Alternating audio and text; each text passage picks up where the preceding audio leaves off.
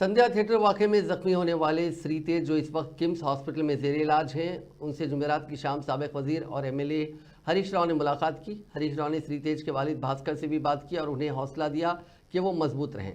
इस मौके पर हरीश राव ने कहा कि श्रीतेज को बेहतरीन तिब्बी सहूलियात फराहम की जा रही हैं और किम्स के डॉक्टर्स ने उनकी जल्द सेहतियाबी की उम्मीद जाहिर की है। उन्होंने दुआ की कि श्रीतेज जल्द से जल्द सेहतियाब हों और मुतवफ़ी रेवती की रूह को सुकून मिले। उन्होंने मजीद कहा कि भगवान रेवती के ख़ानदान को इस गम से निपटने की ताकत दे। उन्होंने हुकूमत पर इल्ज़ाम आयद करते हुए कहा कि हुकूमत इस वाक़े को सियासी रंग दे रही है और चीफ मिनिस्टर रेवंत की जानिब से फिल्म इंडस्ट्री को धमकाने के अमल पर तनकीद की। उन्होंने कहा कि चीफ मिनिस्टर ने अभी तक उन बच्चों के वालिदैन से मुलाकात नहीं की जो गुरुकुल स्कूलों में फौत हुए थे।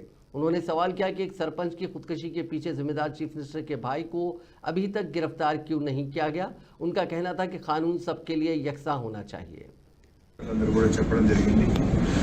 మరి కిమ్స్ చైర్మన్ గారు భాస్కర్రావు గారు కూడా ప్రత్యేకమైన దృష్టి పెట్టి ఆ అబ్బాయిని మళ్ళీ పూర్తి స్థాయిలో నయం చేసి బయటకు వచ్చే విధంగా ప్రత్యేకమైన శ్రద్ధ పెడుతున్నామని చెప్పి డాక్టర్ భాస్కర్రావు గారు అదేవిధంగా అబ్బాయికి వైద్యం అందిస్తున్నటువంటి నిపుణులైన డాక్టర్లందరూ కూడా చెప్పడం జరిగింది.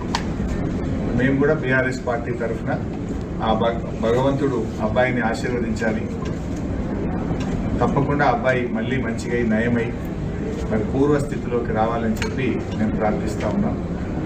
వారి తండ్రి గారు భాస్కర్ గారికి కూడా కేసీఆర్ గారు మమ్మల్ని అందరినీ పంపారు, మీరు ధైర్యంగా ఉండండి, తప్పకుండా బాబు బాగవుతాడనే ఆత్మవిశ్వాసాన్ని ధైర్యాన్ని కూడా వారికి ఇవ్వడం జరిగింది. వారి అమ్మగారు రేవతి గారు చనిపోవడం చాలా దురదృష్టకరం.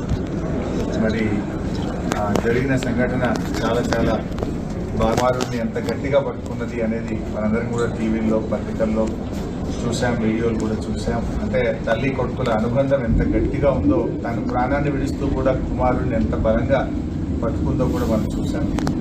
సో ఏది ఏమైనా